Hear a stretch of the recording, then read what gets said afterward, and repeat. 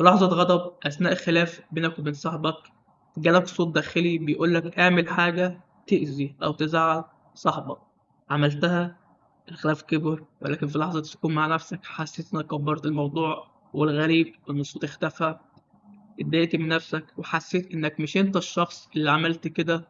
كذلك في موقف ماشي في الشارع، بنت جميلة قدامك جالك نفس الصوت أو صوت مشابه ليه بيقولك بص عليها أو عكسها، مشيت برضه ورا الصوت، الصوت اختفى، حسيت باشمئزاز من نفسك وبرضه قلت لنفسك أنا مش الشخص ده. بتحصل كتير، وللأسف بنفكر إن الصوت ده واحد أو بنفكر إن الصوت ده يمثلنا، ولكن الموضوع عكس كده تماما. هتكلم النهاردة على 7 أصوات مرتبطين ب7 حاجات اللي هما الخطايا السبعة، بحيث إن هما الظاهرين قوي.